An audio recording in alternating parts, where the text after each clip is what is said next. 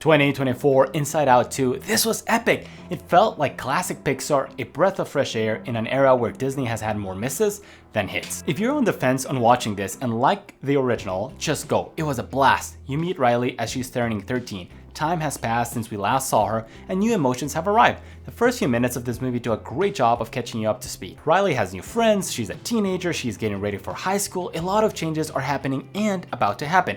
With that, we get the introduction of anxiety, embarrassment, envy, and ennui. If you're wondering what ennui means, according to the dictionary, a feeling of listlessness and dissatisfaction arising from a lack of occupation or excitement. In a sentence, she succumbed to ennui and despair. It sounds like every French person out there, and this character has a French accent, so good job on the casting. If you're French and offended, go back to protesting and drinking wine. You will feel better.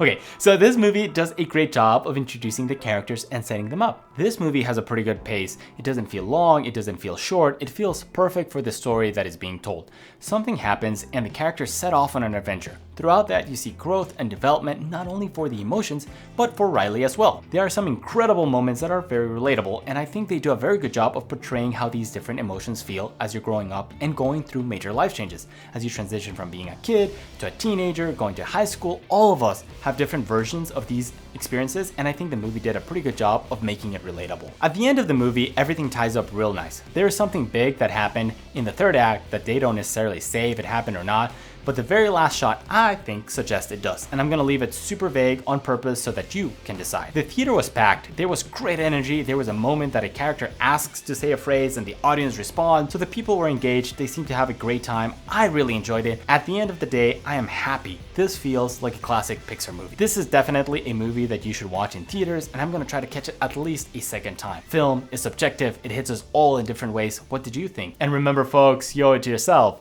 to watch great cinema.